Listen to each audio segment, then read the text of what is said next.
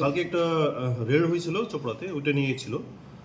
তো এটা এই প্রসঙ্গে বলে রাখি, এই বছরের মার্চ মাসে আমরা চোপড়া থানায় একটা কমপ্লেন পাই ইডিএসআর চোপড়া থেকে, কি একটা জল মানে জালি দলিল নিয়ে একটা কমপ্লেন ছিল। অ্যাকচুয়ালি ওনাদের সিস্টেম মধ্যে কিছু আপডেট করার সময় উনি পেয়েছিলেন। তো তারপরে একজন লোককে ধরা পড়ে, ওর নাম হলো ভাস্কর পাল। ভাস্কর পাল যে আছেন উনি অ্যারেস্ট হয়েছিলেন। ওনাকে অ্যারেস্ট করার পরে আবার অ্যারেস্ট হয়েছে অমৃত সিংহ। তো অমৃত সিংহকে অ্যারেস্ট করার পরে এই 17 তারিখে ওনার অমৃত সিংহের কাছ থেকে যখন পিসি পিরিয়ডে ছিলেন, পিসি পিরিয়ডে ওখানে বিডিও অফিসের কাছেই একটা দোকান ছিল, ওখানে একটা রেড করা হলো। রেড করার পরে ওখানে আবার কিছু মানে জাল দলিল পাওয়ার পরে আর জাল নথিগুলো ছিল অন্য কিছু, তারপর ওইখানে একটা কেস হয়। তো ওই কেস করার পরে একজন যে আসামি ছিল, আসামি আমরা পিছা করছিলাম, আমাদের সাসপেক্টের মধ্যে ছিল। তার মাঝখানে কালকে আবার আমরা কিছু ইনফরমেশন পাই। ইনফরমেশন ভিত্তিতে এএসপি চোপড়া আর ওনার টিম নিয়ে কালকে একটা রেড হয়। রেডে টোটাল 3টে জায়গাতে রেড হয়েছে। বিডিও অফিসের পাশে, বিডিও অফিসের পাশে 3টে জায়গাতে রেড হয়েছে, আর 4 জনকে অ্যারেস্ট করা হয়েছে। এখন অব্দি টোটাল 5টা কেস হয়েছে এটাতে। আমরা যদি মার্চ মাসে যে কেস হয়েছে ওটাকে যদি মিলে রাখি, তো টোটাল 5টা কেস আর 5 জনকে এখন অব্দি অ্যারেস্ট করা হয়েছে, যেটাতে আমরা জাল দলিল পেয়েছি, জাল আপনার আধার কার্ড, এপিক কার্ড আর আরো কিছু ডকুমেন্টস গুলো রয়েছে, যেটা নিয়ে মানে সরকারি যে প্রকল্পগুলো আছে সরকারি প্রকল্পকে ওনারা ফায়দা নিতে পারতেন।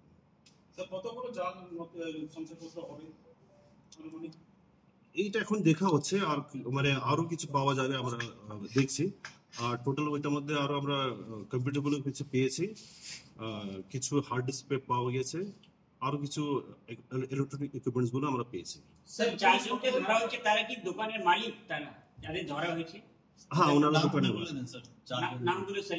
আচ্ছা, নামগুলো বলে দিচ্ছি।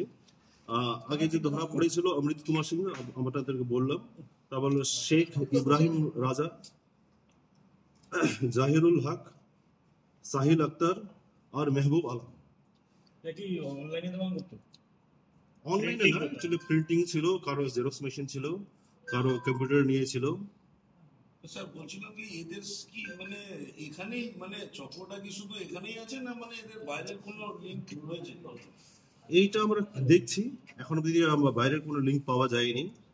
যেহেতু আমরা এদেরকে পিসি নিয়ে হচ্ছে, পিসি নেওয়ার পরে যদি এদের কাছ থেকে আরো কিছু পাওয়া যাবে, আর এদের যে ইলেকট্রনিক ইকুইপমেন্টস গুলো সিজ হয়েছে এটা নিয়ে খোঁজ চলবে। স্যার, চোপড়া এডিসিআরের এই জায়গা, এই ঘটনা নিয়ে বা বলা চলে বিএলও চোপড়া নিয়ে, বিশেষ করে ভূমি দপ্তর একাধিক ঘুরি অভিযোগ এসছে মানুষের কাছ থেকে।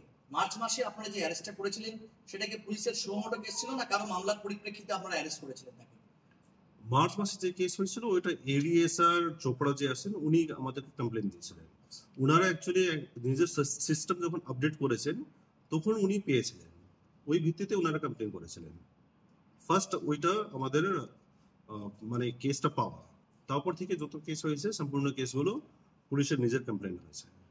স্যার, একটা বিষয় বলছিলাম, শুধু চোপড়া বিডিও অফিস চত্বর নয়, এই মহকুমার ঢাকাতে বিডিও অফিস চত্বরে কিন্তু এই ধরনের সাইবার ক্যাফে দোকান রয়েছে, যারা সমস্ত রকম ডকুমেন্ট তৈরি করে, যেখানে দেখতে পাবেন যে স্টিকার লাগানো আছে, আধার প্যান কার্ড তৈরি করা হয়। তাহলে কি সেই সব দোকানগুলোর উপরে কি নজরদারি চলবে?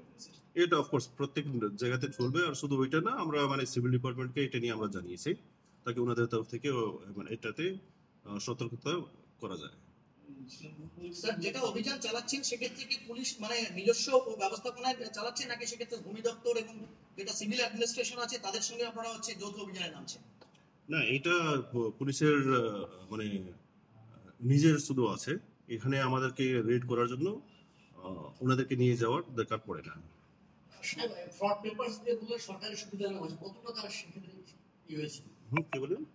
আপনি একটু আগে বললেন যে সরকারি পেপারস, ওই পেপারস দিয়ে সরকারি সুবিধাগুলো নেওয়া হয়েছে, সেক্ষেত্রে কতটা স্ক্যাম হয়েছে? না, ওইটা না, ওইটা হয়েছে বলছি না, ওইটা নেওয়ার জন্যই মানে করা হবে নিশ্চয়ই, অন্য কাজের জন্য তো করার মানে দরকার পড়ে না, সেটা বলতে চাইছি আমি। মানে এখন অব্দি ওটা নিয়ে কতটা স্ক্যাম করা হয়েছে বা কতটা লুট করেছে কেউ, এটা আমরা এখন অব্দি জানতে পারিনি, এটা নিয়ে কোনো কমপ্লেন এখন অব্দি আমরা পাইনি।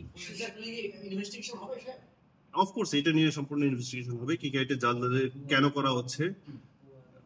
বলছি স্যার, যেহেতু নকল নথিপত্র তৈরি হতো, সেক্ষেত্রে কি অনুপ্রবেশকারীরাও এই নথিপত্র তৈরি করতে পারে বলে একটা সন্দেহ রয়েছে?